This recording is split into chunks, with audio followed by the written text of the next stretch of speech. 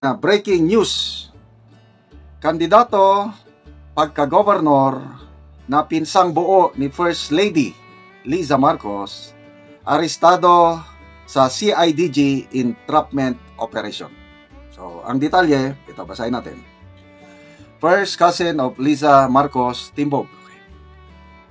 First Lady Liza Marcos' cousin Margarita Magic Cacho, candidate for governor of Guimaras, was arrested in an entrapment operation by Criminal Investigation and Detection Group, CIDG.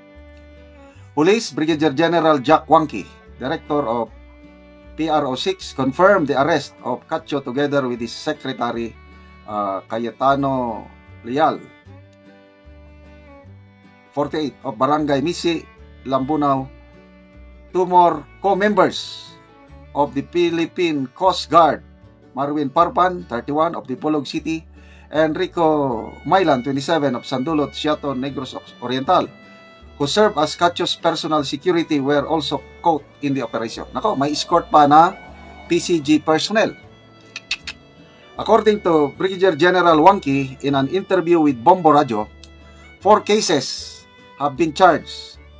Cacho and Leal are facing fraud charges, while the 2 PCG officers are charged with violation of the Comprehensive Firearms Regulation Act in relation to Comelec gun ban. Binabasa ko lang itong post ha. Millions of kickback are routed. The operation started after a victim allegedly asked for 1 million in exchange for approval of their project for the Private Motor Vehicle Inspection Center Emission Testing Center of the Department of Transportation. In the entrapment operation conducted, operatives confiscated the following evidence: 400,000 budol money plus a 500 bill with operation marking, 1 arms, 2 cell phones. With him being a prominent political figure and close ties to the Marcos family, the matter of Cacho's arrest has become even more heated. Although Malacanang does not have an official statement yet, the investigation into this case is expected to intensify. As of now, the CIDG continues to collect additional evidence while the public awaits the authorities' next move via AM Filipino. So, yan po ang post. Meron ding post ni Sasasot.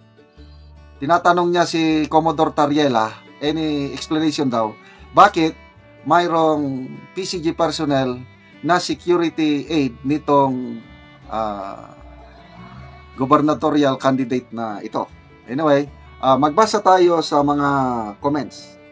Steve Kristen, huwag mag-alala, isang tawag lang yan. Absuelto na yan. Magkamuka talagang dalawa. Wesley Sihay, nako, baka ang nanghuli pa ang makukulong niyan. Believe din ako sa CIDG, no? Salot. Pasalamatan natin ang mga CIDG. Walang pinipili. Yan ang tunay na alagad ng batas. Kailang, problema nga, baka may tatawag. Lynn Lacerna, ang ganda pala talaga ng lahi nila. Ayos sa itsura at ugali parang kambal. Yol Bustilyo, hala kayo, lagot kayo CIDG, hinuli nyo yan. Bawal sa Malacanang ginagawa nyo. Dapat suportahan ang mga, wag ko na lang basahin. Onibor PG, magkamukha nga. Reynaldo Juaner Olmeda, paano na yan, Madam First Lady Lee Marcos? Edson Baldonado, good job. Good news po, Aisa Omar. Requento Allen, believe me, makakalaya agad yan. Anyway, may nagreklamo, talagang wala kang kalusot pag sa isang entrapment operation, pumapasok ka sa bitag ng kalaban. So, anyway, anong lesson nito? Walang perpektong krimen. Darating ang panahon, mahuhuli at mahuhuli ka rin. Kaya tingnan natin kung anong wala pa yung binasa ko, walang reaksyon ng Malacanang. Sana wag na lang pakialaman. Bahala na lang ang hustisya para patas lang ba. Again, malaking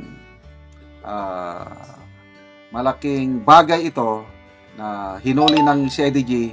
I don't know kung alam ba nila na may kamag-anak o alam nila siguro.